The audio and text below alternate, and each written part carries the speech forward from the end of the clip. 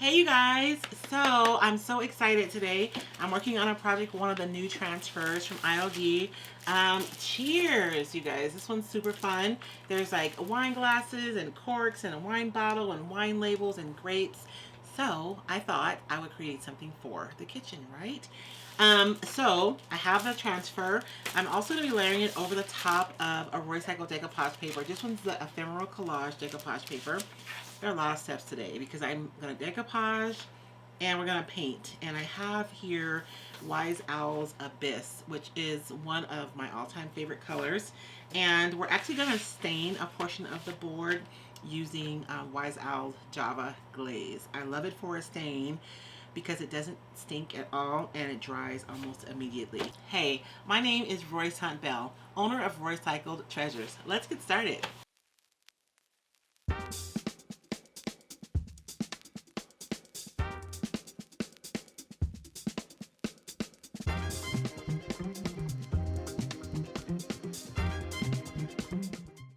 So I want to stain the top of my board. I don't know why, but I love the look of a nice split paddle. I don't know.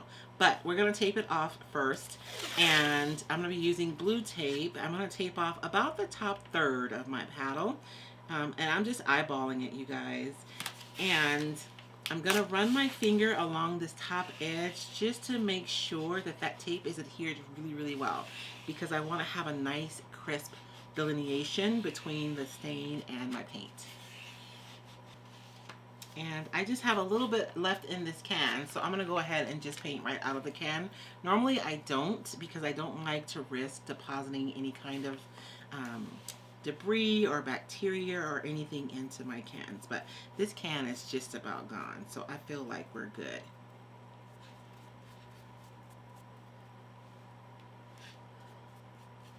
And when you're using the glaze, you use it the same way you would a stain, right? I'm going to paint it on, and I'm going to let it kind of absorb, and then I'm going to wipe it back. Now I have this beautifully stained top, and I'm just going to dry that really quickly so we can move on to the bottom of our board. Look at that nice, crisp line that we were able to achieve using our tape. Now, I've made sure that this portion of the board is dry enough that I can now move and reposition my tape on this side so that we can continue to work on the bottom 2/3 of our board.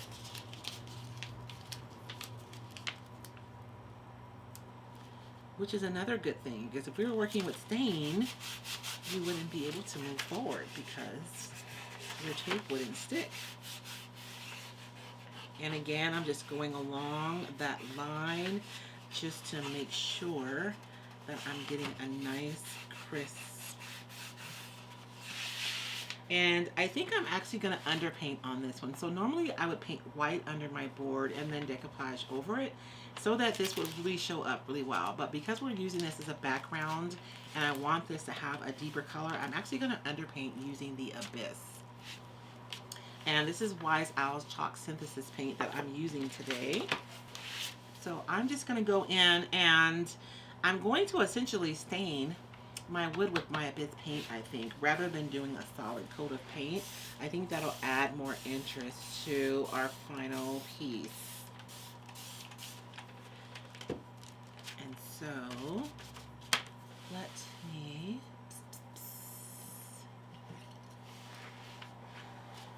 And again, these paint cans are really low. I generally don't paint out of my cans, but there's barely anything in here.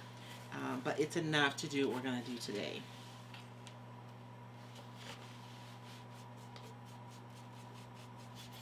Wise Owl chalk synthesis paints are hyper pigmented, so they have a lot of pigment in them, and so they work really good when you use them like this, because I'm essentially just taking the pigment from the paint and depositing it into my wood grain. So now we have the bottom half of our board in this beautiful color, and we're going to decoupage on top of this, and this color is actually going to show through the decoupage paper. So I'm using Roycycled Treasures Ephemeral Collage decoupage paper. I want to say that this is probably one of the most popular designs, and I think it's because you can use it in so many different ways. It's a really good background paper for you to stack other elements on top. but it's beautiful enough to be used alone as well. So let's decide which elements we are going to use over the top of this one.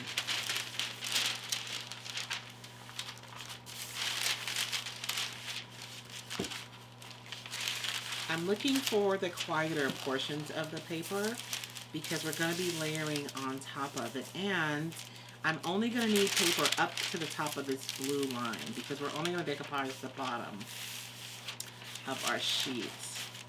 But like this element is a really large element and visually it's really heavy. So I don't want to use that on here. I want to use like the wispy parts, the parts that are primarily typography. Although those crowns on the edge like that might be cool. I think I kind of like that. So let's go with this part right here. And I'm just running my finger along the edge to score my paper so that I know where I need to trim. And you guys, this project, we're doing this together. I have no plan, so we'll see what happens.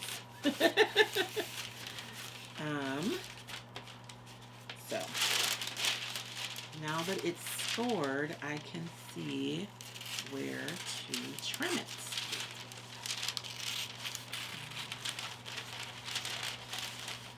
And I'm not trimming it perfect. I'm leaving like anywhere from an, I don't know, a 1/4 of an inch to an 1/8 of an inch all the way around, just to give myself a little margin for error. But I don't want to leave too much paper because that actually causes tension when you're decoupaging and you can get weird little marks on your paper. So I'll fold this piece up and I will save it and use it for later.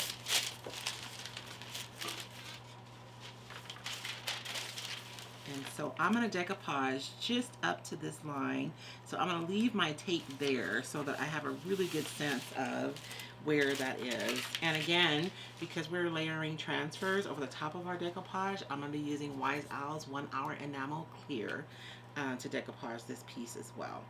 And this is a larger piece, so I'm actually going to do this piece sections at a time so that I can take my time and really make sure that I'm getting good contact between the paper and my surface.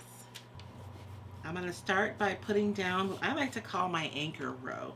It's the first section that I'm going to lay down, and it's going to help me to really secure my paper in the placement that I've chosen. So once I get this row down, I don't have to worry about my paper shifting and moving as much as I did before.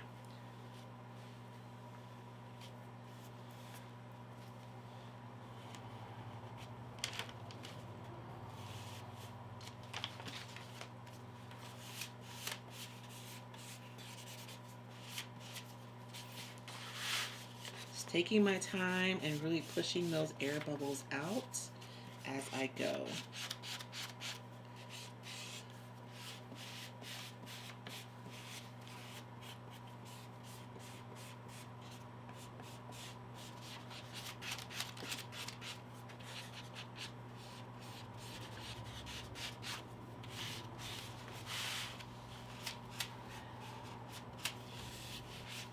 Now you can already begin to see that the color is coming through from underneath, but when we seal our paper, it's going to become even more transparent and you're going to see even more of that color. So now that our piece is dried, I'm going to go ahead and trim it. I have to be honest, you guys, I was really hoping to get more color to show, and this is what I think happened. This side of the board had dried significantly by the time we went over it with the clear coat, so we probably sealed the underside of the paper so it didn't penetrate the paper when we went back over the top with our top coat. Because you'll see that this portion, which was definitely still wet underneath, really showed a lot more of that color underneath. So if I had to do this all over again, I would have decoupaged and then top coated the paper as I went and used a piece of saran wrap to smooth out my wrinkles, because you can't get your felt wet or you can't get product on your felt when you're using your spatula. So just a recap. If I were to do this over again, I wanted to make sure that I had really rich color show through my paper. I would decoupage a section and then fill that section, and then decoupage the next section and then fill that section, and then decoupage the next and then fill that section, and then used my saran wrap to kind of smooth out those wrinkles first, and then go over with my top coat so that I can get that nice rich color to show through more evenly over the duration of my whole piece. But I'm gonna go ahead and trim this, and I'm just gonna go back over with some more color. I know that I'm going through this decoupage project pretty quickly, but if you have specific questions or you want to see like a step-by-step tutorial on how to decoupage, then you guys can find a playlist here that has simple decoupage or step-by-step decoupage instructions.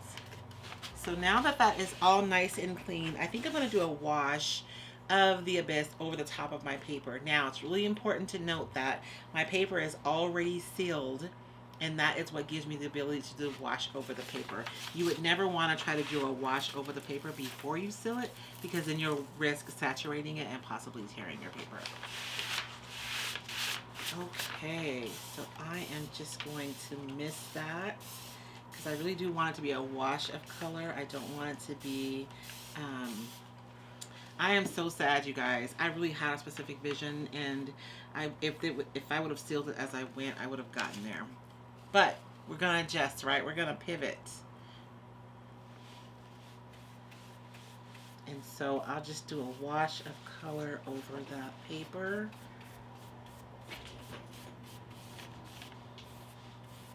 And now I'm going to seal this again. And just a note, you guys, we've done a lot to this board using water-based products, right? We've painted the board with water-based paint, and we decoupaged it using water-based sealer, and then I actually sprayed water on it, right? I put more paint. So I am sure that this wood has absorbed a significant amount of moisture. So if I were you at home, I would set this aside and just wait. Rather than try to move forward with your transfer, because you want to make sure that you don't have any moisture that's underneath here that's going to affect the adhesion of your transfers. So now that our surface is all dry and prepped, like, I am really digging this, right? It looks really nice. So now we're going to be using the Cheers transfer from Iron Orchid Design. So I'm going to show you guys all the pages because I really don't know exactly what I'm going to do. I kind of have an idea, but not exactly. This transfer is really cool because does it have bottles of wine? A bottle of wine? Yes. Does it have glasses? Yes. But we also have like some grapes. We could use grapes today. I don't know. We have, oh Lord. You guys know how much I love topography, but we probably wouldn't use this today because we already have some topography on our board, but this will be really pretty to use on a plain background. Ooh, I think we could use this topography. What do you guys think? Like, it's heavy enough that I think that the weight of it could still work on top of this. But you also have some like vintage labels, right? That you could use on your pieces. And you have another page of labels, and then you have another like really heavy, dense topography. And this one is a really pretty like blue color, like a distressed blue. That's actually kind of fabulous. We have some corks on here, and we have some wine glasses, and we even have some like drops of wine, which I definitely want to use today on this. I think this color on top of this Abyss is going to be fabulous. I know, you guys, I don't know what to do. Some more wine glasses and some more drops of wine. And then on the last page, of course, we have a bottle of wine and all of the labels for the parts of the wine. So the anatomy of a wine bottle, if you will. So what should we use? I think the wine bottle doesn't quite fit. It fits the board, but we have it going over the blue part and into the, which may not be awful. I'm going to take it off. We're going to consider the wine bottle. I don't know if I'm going to keep all of the anatomy parts though for this particular project. I don't know. But maybe we could do the wine bottle, and we can do a glass, and then some spatters of wine. What do you guys think? I'm like feeling like that's a yes.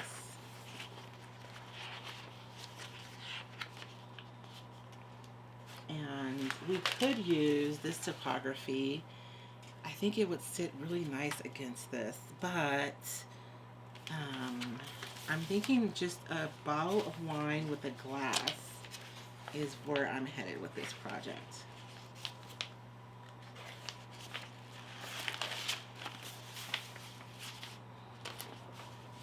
And this is my personal favorite glass right here. So let's do this glass, and then we'll pull some of these wine spatters and use that as well. A Chardonnay glass. Oh Lord, I don't have glasses for different wines, y'all. I use the same wine glass for all my wine. I'm not that fancy. So I'm thinking I'm okay with the wine bottle kind of crossing our line, you guys. I don't think I want the labels though. So I'm gonna go ahead and cut those off, and which is weird because you guys know I love topography. I'm actually cutting off topography. What is the world coming to? But I think for this design, we just want the bottle. So I'm just gonna cut the bottle off. And I love the way that IOD did this because they really leave space for you to be able to cut the wine bottle out or off or away from the topography, and the topography doesn't actually touch the bottle. So when you trim it off, it's really easy if you don't want that part. And we may go back and put some of those things back on there, but we may do it separately. So let's see, I'll put my wine bottle here. Oh yeah, that's super cute. And then we'll put our glass here. And I think I'll leave the, if I decide to put it back, we can always put the topography back on there. Because on the bottom, it just tells you what kind of glass, what kind of wine you should drink out of this glass.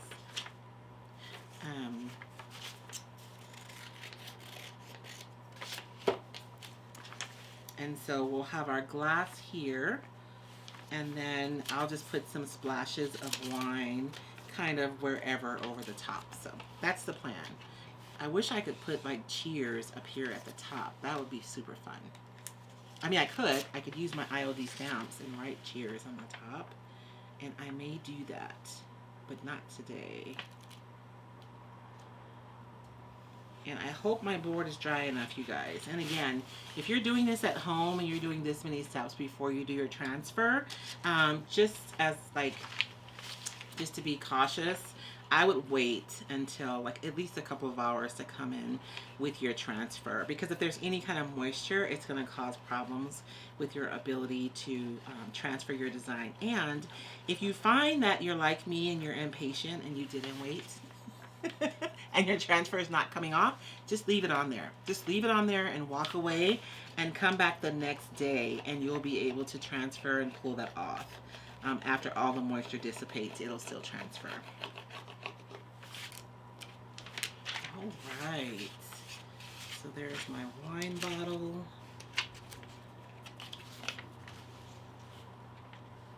And I'll have the glass be a little, I'm moving the glass down to give the perception that it's closer, because when I look at the proportions, the glass is larger than the wine, than the bottle. So we'll make it look like it's a little closer to us, so that makes sense, if that makes sense. I think that's it. I don't think I'm going to put another splatter. I think that that's like really balanced. What do you guys think? So fun, right? So I can hang this in my kitchen, or I can give it as a gift. I may go in, I haven't decided yet. I can either put cheers right here across this blue, or I can put cheers up here at the top using Iron Orchid Design stamps. So I haven't decided exactly what I want to do, so I won't do anything yet. But when I'm done, I'll be sure and post a stage photo so you guys can see how fabulous it looks in my kitchen. But thank you guys so much for joining me today. If you guys are looking for any of these products, you can find them at roycycled.com. If you guys like this tutorial, be sure and subscribe to our channel. We upload new videos every week. If you want to be alerted when we upload a new video, be sure and hit the bell. You guys can absolutely do anything that you've seen me do here today. Like, earnestly, you can. So you guys can do this, and you can do it today. Thank you so much. We'll see you next time.